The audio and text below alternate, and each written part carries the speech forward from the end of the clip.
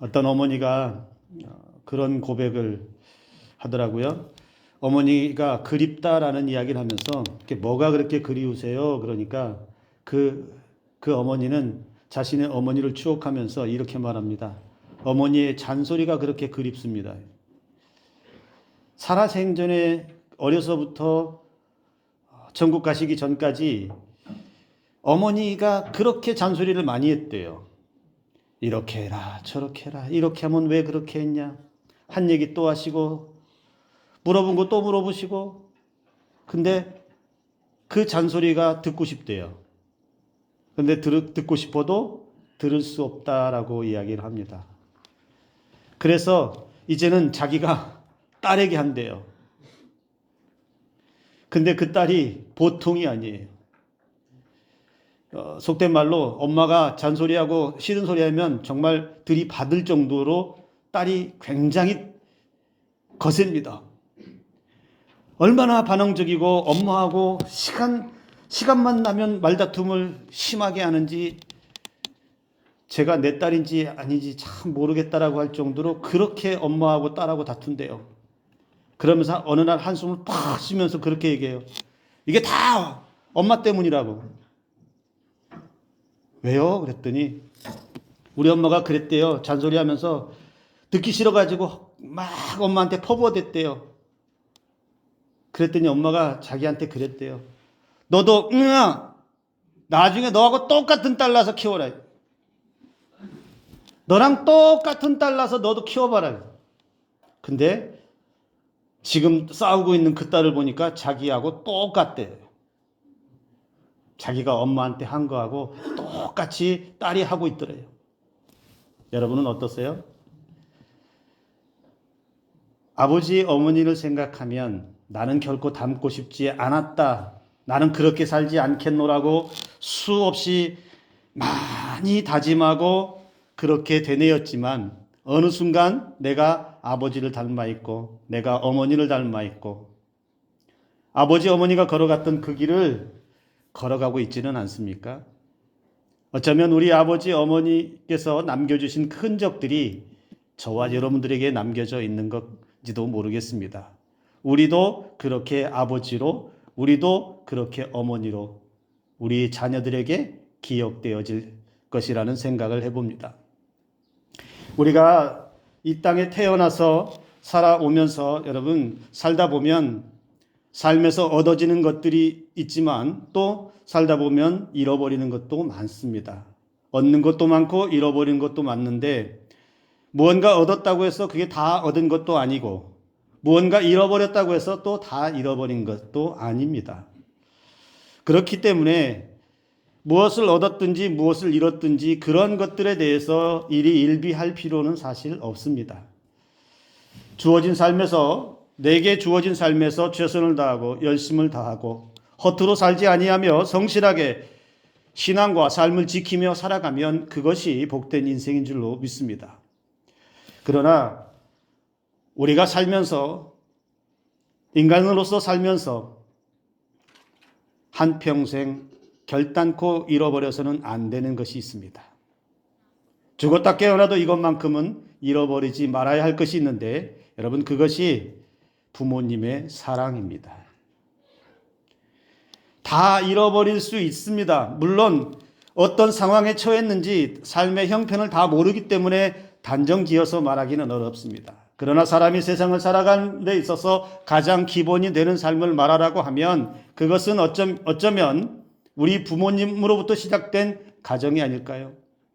가정에서부터 모든 삶이 시작되고 그 부모님의 밑에서부터 우리의 삶이 시작되고 그렇기 때문에 우리가 가정을 버리고서 부모님을 잃어버리고서 우리가 삶을 논한다라고 하는 자체가 매우 우스운 일이지요. 가정은 부모님의 은혜와 사랑을 주는 가장 우리 인간의 기본적인 삶의 토대가 됩니다. 그렇기 때문에 이 인간의 삶에 있어서 우리가 결코 잃어버리지 말아야 할 것이 우리 가정이라고 하는 것, 그리고 그 가정 안에 중심이 되어 주셨던 근본이 되시고 삶의 토대를 만들어 주셨던 부모님의 그 사랑을 우리는 잃어버리지 말아야 한다라는 겁니다. 우리 사회가 요즘 뉴스나 언론이나 이런 데 보면 여러분 흉악한 범죄들이 많이 일어나는데 그중에 가정에서 일어나는 것들이 참 많이 일어납니다. 여러분 우리가 폐륜이라는 말을 종종 쓸 때가 있습니다. 또는 폐륜하다 이렇게 말할 때도 있습니다. 폐륜이라고 하는 것이 무엇입니까? 인간의 도리에 어긋난 행위를 인간으로서는 도저히 해서는 안 되는 그 일을 행하는 사람, 그 사람을 뭐라고 말합니까? 폐륜이라고 말합니다. 폐륜아라고 말합니다. 우리 주변에 들려오는 가슴 아픈 가정의 이야기들을 우리는 쉽게 접합니다. 부모님을 향해서 폐륜적인 범죄를 행합니다. 잔소리한다고 부모를 때립니다. 유산 때문에 부모를 살해합니다.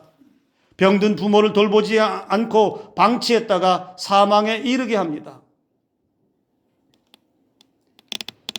오랫동안 고질병과 또 치매와 인지 능력이 떨어지는 그 부모를 상습적으로 폭행하는 자녀들. 그래서 언론에 오르내리는 그 정말 서글픈 뉴스들을 우리가 너무나 쉽게 접하는 그런 현실 속에 있습니다. 그들을 한마디로 말하면 우리는 뭐라고 말할 수 있습니까? 그들은 다 부모님의 은혜와 사랑을 잃어버렸습니다. 자신들이 어떻게 이 세상에 존재하게 되었는지, 자신들이 어떻게 살아왔는지, 자신들 밑에서 얼마나 큰 부모님의 희생과 사랑이 있었는지 다 잃어버렸습니다. 그러니 그 사랑을 잃어버리니 부모가 아무렇지도 않은 거예요. 그렇게 폭행을 행하고 거칠게 행하고 말을 함부로 해도 도덕적으로 윤리적으로 양심의 가책을 조금도 느끼지 않는 폐륜으로 떨어져 버렸다라는 겁니다. 오늘 우리가 읽은 본문에 그러한 가정이 그러한 이야기와 비슷한 이야기가 펼쳐집니다. 서글픈 아버지와 비참한 아들의 이야기가 오늘 본문 가운데 나타납니다. 여기 아버지는 어느 정도 열심히 살았는지 성공했습니다. 부자가 된 것 같습니다. 풍족한 재물도 있고 하인들도 종들도 부릴 수 있을 만큼의 그러한 능력의 아버지였습니다. 그런데 그 아버지 밑에 두 아들이 있는데 큰 아들은 아버지 밑에서 맏아들 역할 잘 감당하며 무난하게 살고 있는데 둘째 아들은 그 아버지로부터 독립하고 싶은 욕망이 너무나 컸습니다.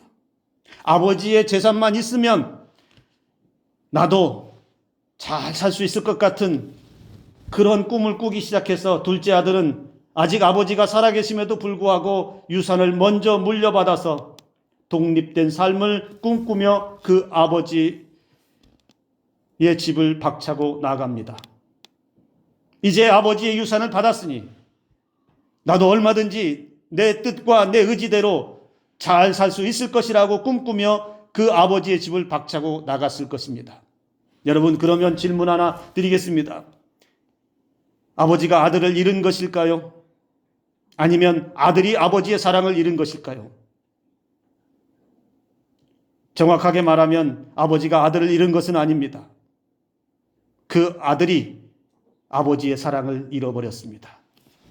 아니, 그냥 걷어찼습니다. 아들은 그 아버지의 사랑이 얼마나 소중한지를 한 번도 생각해 본 적이 없는 것 같습니다. 모든 것은 다 그 자리에 있습니다. 아버지도 그 자리에 있고요. 형도 그 자리에 있고요. 아버지의 재산도 다 그 자리에 있습니다. 누구만, 둘째 아들만 그 복된 자리를, 그 사랑이 넘치는 그 자리를 박차고 나간 것입니다. 둘째 아들의 선택은 결국에는 오히려 비참하고 추한 인생, 처참한 인생으로 떨어졌습니다. 아버지의 사랑을 잃어버린 결과가 얼마나 처참한지를 이 둘째 아들이 그대로 낱낱이 보여주고 있습니다.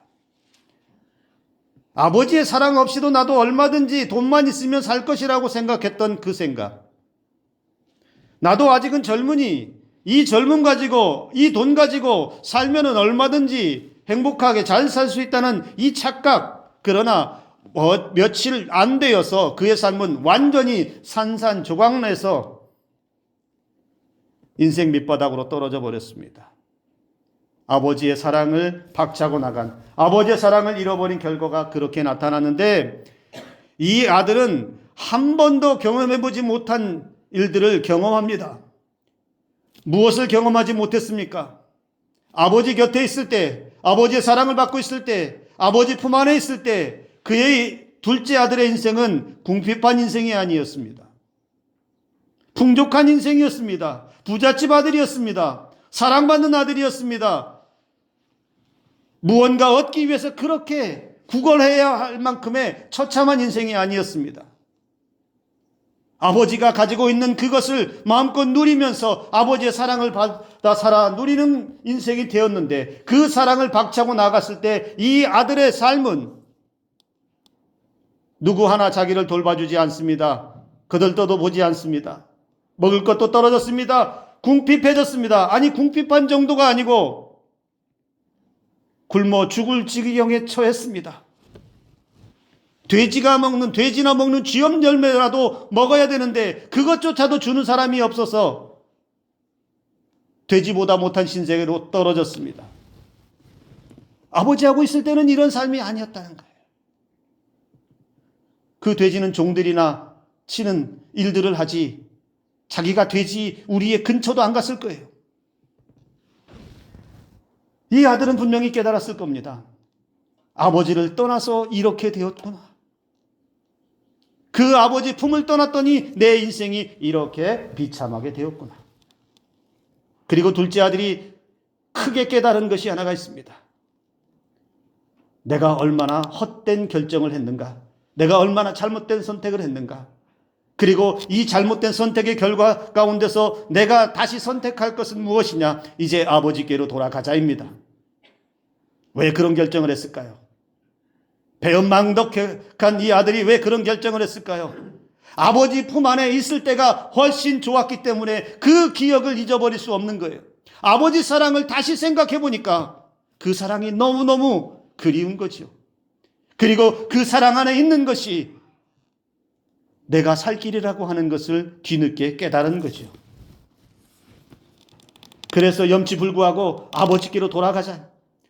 아버지께서 나를 아들이 아니라, 이 배은망덕한 아들을 아들이 아니라 품꾼의 하나 정도로 종으로만이라도 받아주신다면 이것보단 낫겠다. 그 아들이 선택하고 아버지께로 돌아가지요. 여러분, 그러면 아버지가 어떻게 받아주실 것 같습니까? 우리 같으면 어떻게 받아주죠? 이 아들처럼 이렇게 하고 나가서 쫄딱 망하게 갖고 돌아오면 우리는 어떻게 받아주죠? 그래도 저는 여러분들이 이 아버지와 같을 것이라고 믿습니다. 쫄딱 망해서 왔어도, 그 집처럼 하고 왔어도, 아들아 잘 왔다. 이유 불문하고 너는 그래도 내 아들이니, 너는 그래도 내 딸이니 잘 왔다. 저는 여러분들이 그렇게 받아주실 부모님이라고 믿습니다. 자신 없으신가 봐요. 아버지가 그렇게 받아줘요. 아버지가 그렇게 받아줘요. 아들이 오는 것을 보고 맨발로 뛰어나가서 그를 안습니다. 냄새나고 씻지도 않아서 그렇게 추악한 모습을 가지고 거지처럼 하고 왔는데 그 아들을 꼭 안아주고 종들을 명해서 살찐 송아지를 잡고 잔치까지 벌여줍니다. 이게 아버지 마음이죠. 아들은 비로소 깨달았을 거예요. 야, 내가 이 아버지 곁을 왜 떠났던가? 내가 이렇게 따뜻한 아버지, 이렇게 사랑이 많은 아버지, 이 아버지를 왜 떠났던가? 그 돈의 유혹에 넘어가서, 그 유산의 유혹에 넘어가서 아버지를 저버린 그것이 얼마나 불효였고 배은망덕했는지 비로소 깨닫는 시간이 되었을 것입니다. 우리는 이 아들의 비유를 통해서 다시 생각해 보아야 합니다. 부모 공경은 마땅히 지켜야 할 명령이고, 그리고 이 부모 공경은 하나님께서 우리에게 약속하신 복 받는 비결이라고 하는 사실을 여러분 잊지 마시길 바랍니다. 신명기 5장 16절에서 우리에게 분명히 말씀하고 있습니다. 우리 신명기의 말씀을 우리 다 같이 함께 읽겠습니다. 함께 읽습니다. 너는 내 하나님 여호와께서 명령한 대로 내 부모를 공경하라. 그리하면 내 하나님 여호와가 내게 준 땅에서 내 생명이 길고 복을 누리리라. 아멘. 한국 기독교가 한때는 그런 오해를 받았어요. 기독교가 부모를 공경하지 않는 종교다. 교회는 부모를 존경하지 않고 공경하지 않고 모시지 않는 그런 종교다라고 오해를 받은 적이 있어요. 왜냐하면 그 이유 중에 하나는 그거죠. 교회는 제사를 지내지 않는다. 조상을 모시지 않는다라는 그 이유 때문에 부모 공경하지 않고 효도하지 않고 불효한 그런 종교다라는 오해를 받은 적이 있습니다. 그러나 성경의 말씀은 분명히 명령합니다. 네 부모를 공경하라. 해도 좋고 안 해도 좋은 것이 아니고 하면 아름다운 것이라고 이렇게 포장해서 말하는 것이 아니라 공경하라라고 그렇게 명령합니다. 당연히 해야 된다라고 말합니다. 마땅히 해야 된다라고 말합니다. 그리고 그렇게 할 때에 하나님께서 약속하신 은혜와 복이 임한다라고 말합니다. 복을 받기 위해서 부모를 공경하는 것이 아니고 하나님으로부터 무언가 얻어내기 위해서 부모에게 잘하는 것이 아니라 마땅히 행하면 그에 따라서 하나님께서 그 인생들을 그 자녀들을 잘되게 하실 뿐만 아니라 복의 은혜도 함께 주신다라고 그렇게 말씀하고 있습니다.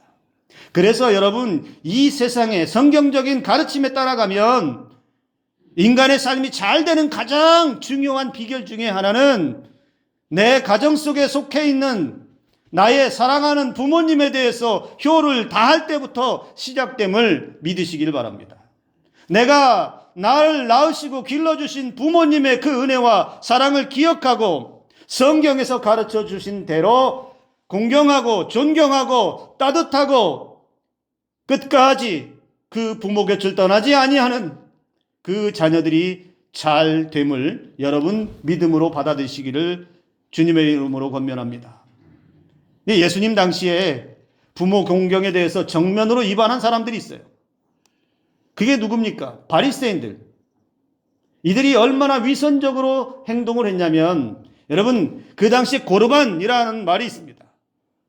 이 고르반이라고 하는 말은 가까이 가져오다에서 나온 말로 하나님께 드리는 제물을 뜻합니다. 그런데 그들이 뭐라고 했냐면 이 바리새인들은 장로들의 유전이나 전통을 중시하는 사람들로서 부모 공경의 의무를 하지도 않으면서 하나님께 제물을 드리기로 서원했고 그 제물을 하나님께 드렸다면 부모 공경은 해도 된다 안 해도 된다? 안 해도 된다. 하나님께 드리기만 했다면 그래서 하나님을 위해서 드리는 척 하면서 땅에 있는 육신의 부모에 대해서는 부모 공경에 대해서는 등한시하는 일들을 이들이 행했다는 거예요. 이 바리새인들과 같은 사람들, 부모에 대한 의무와 책임은 회피하고 자신들의 재산은 지키고 그리고 신앙은 있는 척 하는 이 행태를 우리 주님이 책망하신 거예요. 신앙생활 열심히 하면, 교회생활 열심히 하면 여러분 부모님께 소홀해도 되는 것인가요? 교회 봉사 잘하고 하나님의 일을 한다는 이유로 가족과 부모에 대해서 소홀히 하는 것은 신앙이 아닙니다. 성경은 그렇게 가르쳐 주지 않았어요. 예수님도 그렇게 말씀하신 적이 없습니다. 성경 어디에도 그렇게 가르치는 구절이 단 한 글자도 나타나지 않습니다. 오히려 성경은 우리에게 강력하게 경고합니다. 디모데전서 5장 8절에 이렇게 말씀을 합니다. 누구든지 자기 친족, 특히 자기 가족을 돌보지 아니하면 믿음을 배반한 자요 불신자보다 더 악한 자니라. 자기 가족을, 친족을 돌보지 아니하면 이건 믿음이 아니라는 거예요. 우리가 이 둘째 아들을 생각하면서 다시 한번 보아야 할 것은 그 아버지에 대한 은혜와 사랑을 잃어버리면, 그 소중함을 잃어버리면 그 인생이 잘 될 리도 없을 뿐만 아니라 그 아버지의 은혜를 벗어나면, 사랑을 벗어나면 그 인생이 얼마나 서글픈 인생이 되는지를 잘 보며 우리에게 주신, 우리 곁에 있는 그 부모님의 은혜와 사랑을 내 생명이 끝나는 날까지 결단코 잊어서는 안 된다. 이것이 무너지면 우리의 삶의 기초가 무너지는 것이고, 이것이 무너지면 하나님으로부터 오는 축복의 통로가 막히는 것임을 여러분 잊지 마시기를 주님의 이름으로 축복합니다. 그렇게 부모의 사랑을 잃어버렸습니다. 그러나 우리는 다시 한번 부모의 사랑을 잃어버리지 말아야 할 줄로 믿습니다. 그런데요, 또 하나 잃어버리지 말아야 할 사랑이 하나 더 있습니다. 여기 둘째 아들의 비유를 보면서 여러분, 그냥 한 아버지의 사랑을 잃어버린 둘째 아들 정도로 끝내면 안 돼요. 이 둘째 아들의 모습을 보면서 우리가 신앙의 자리에 살아가면서 결단코 잃어버리지 말아야 할 사랑이 또 하나 있어요. 여러분, 아버지를 보면 누구를 생각할 수 있을까요? 이 아버지를 통해서 누구를 그려볼 수 있겠습니까? 하나님의 사랑이지요. 아버지 대신 하나님의 사랑을 잃어버린, 이 아버지의 사랑을 잃어버리면, 이 하나님의 사랑을 잃어버리면 그 사랑을 잃어버린 백성들이 어떻게 되겠습니까? 이스라엘 백성들의 사례를 보면 우리는 금방 알 수 있어요. 이스라엘 백성들이 어떤 백성들이에요? 누구보다 먼저 택함을 받았고, 누구보다 많은 사랑과 은혜를 받았고요, 누구보다 전무후무한 그 구원의 역사를 직접 받았던 민족이 이스라엘 백성들이에요. 그런데 그들이 어떻게 반응했습니까? 은혜 받아서, 사랑 받아서 조금 좋아질만 하면 또 돌아서고, 다른 데 한눈 팔고 우상을 끌어와서 그것이 자기들의 신이라고 경배하고, 하나님께서 그들의 삶을 지키시고 먹이시고 입히시고 지켜주시고 낮이나 밤이나 눈동자와 같이 함께 하시는 그 은혜를 받았음에도 불구하고 이스라엘 백성들은 끊임없이 반역했다. 그게 뭡니까? 하나님의 사랑을 잃어버리고 또 잃어버리고 또 잃어버리고 또 잃어버렸어요. 그러니 하나님의 은혜가 그들에게서 사라져 버렸다라는 겁니다. 이스라엘 백성들의 역사가 말해주는 게 뭡니까? 하나님의 사랑을 잃어버렸을 때 그들이 당한 그 고통과 그 처참함들을 우리가 볼 수 있어야 합니다. 심판의 문제가 아니고요, 심판받고 다시 회개하고 돌아왔는데, 그래서 회복시켜줬는데 또 돌아서서 하나님의 사랑을 헌신작처럼 던져버리고, 그렇게 악순환되는 과정 속에서 그들은 나라까지 망했어요. 처참하게 망했어요. 하나님이 주셨던 그 아름다운 성전, 돈 하나도 남기지 않고 싸그리 무너뜨렸어요. 그 예루살렘 성벽을 다 허물어 버리셨어요. 그리고 그 민족들을 온 세상으로 다 흩어버리셨어요. 나라 없는 서러움 가운데 포로로 끌려가서 이방 땅에서 서러움의 눈물을 흘리게 했다라는 겁니다.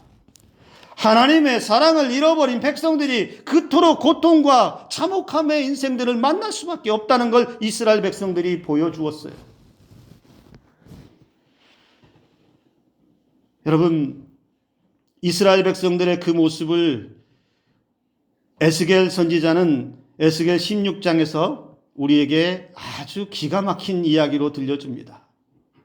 이스라엘 백성들이 하나님을 향해서 배신했고, 그리고 하나님의 긍휼하신 그 은혜를 버리고 어떻게 행했는지 에스겔 선지자는 16장에서 말해줍니다. 에스겔 16장에서는 하나님께서 예루살렘에게 아름다움과 명성을 주셨다. 그리고 예루살렘은 하나님으로부터 크고 놀라운, 그 누구도 받을 수 없는 놀라운 것으로 채워주셨다라고 말씀해요. 그런데 이스라엘 백성들은 그럼 어떻게 했느냐? 에스겔 16장 15절 같은 경우에 보면 예루살렘은 지나가는 모든 사람들과 행음하여 스스로 더럽혔다라고 에스겔 선지자가 한탄해요. 하나님께서 주신 귀한 옷으로 산당을 꾸미고 금과 은으로 장식품을 가지고 우상을 장식하고 하나님이 주신 기쁨과 그 아름다운 것들로 우상의 제물에게 음식을 드리고 향을 피우는, 그래서 그것을 영적 간음으로 이렇게 비유하고 있습니다. 하나님이 주신 자녀를 이방의 우상 제물로 불에 태워서 제물로 드리는 끔찍한 일들도 저질렀어요. 여러분, 에스겔 16장 22절 말씀 한번 보실래요? 에스겔 16장 22절 다 같이 한번 읽겠습니다. 함께 읽습니다. 너는 온갖 더러운 짓과 몸을 파는 짓을 하면서도 네가 어렸을 적 네가 벌거벗은 채 피투성이인 몸으로 버둥거리던 때를 기억하지 않는다. 이 말씀이 이해가 되세요? 예루살렘이, 이스라엘 백성이 피투성이처럼 되어서 벌거벗겨진 채로 그렇게 버둥거리고 있을 때, 죽겠다고 버둥거리고 있을 때 하나님이 어떻게 하셨다는 거예요? 그들에게 은혜를 베풀어 주셨다는 거예요. 그들에게 은혜를 베풀어 주셔서 다시 살리시고 다시 살 소망을 주시고 그들에게 다시 옷을 입히시고 그들의 상처를 싸매어 주시고, 그렇게 하나님께서 은혜를 베풀어 주셨는데 그들은 뭘 했다는 겁니까? 그 큰 사랑을 입고서도 이스라엘 백성들은 어떻게 했다는 거예요? 그 사랑을 다 송두리째 잃어버리고 세상의 우상을 향해서 그렇게 눈을 돌렸고 자신들에게 주신 하나님의 그 은혜를 어디다가 바쳤다는 거예요? 우상에 갖다가 바쳤다는 거예요.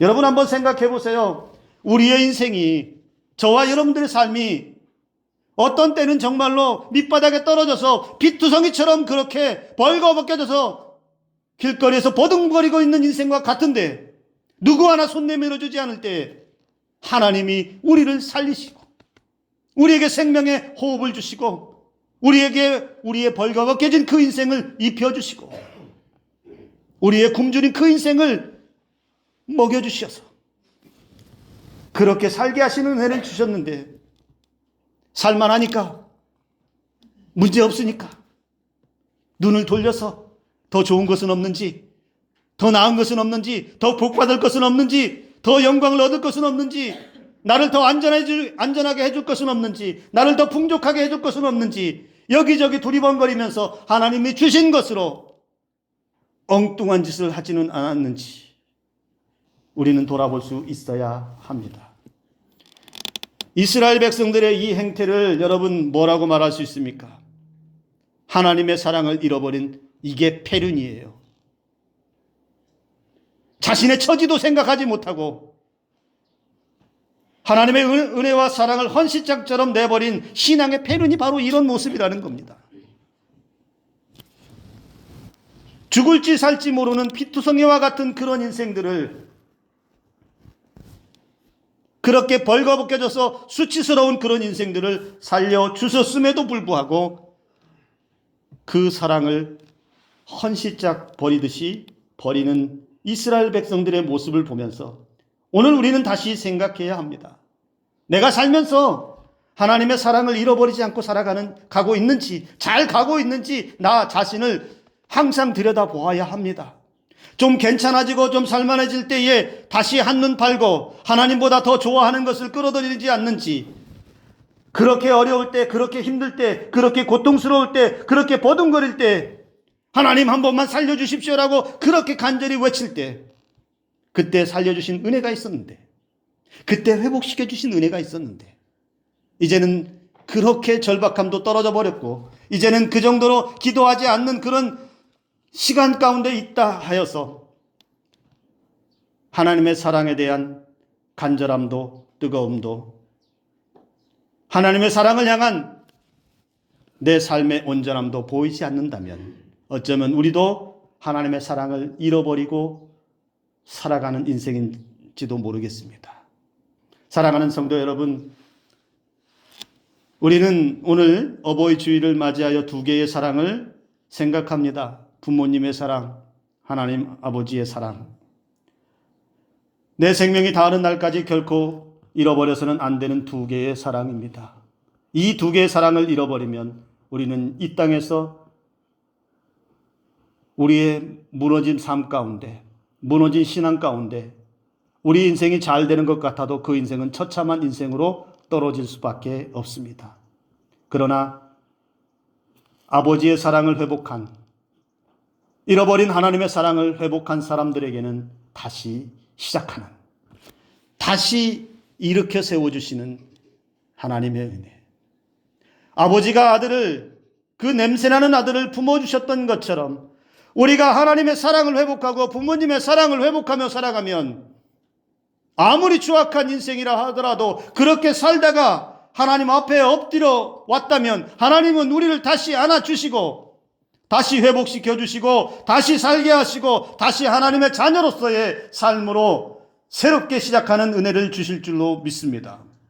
우리는 그 은혜와 사랑을 결단코 잃어버리지 않으면서 우리 자녀들에게도 이 은혜와 사랑을 계속해서 전해주는 이 땅에 참 아름다운 어머니, 아버지로서 또 신앙의 선배로서 살아갈 수 있는 저와 여러분들 되기를 주님의 이름으로 축복합니다.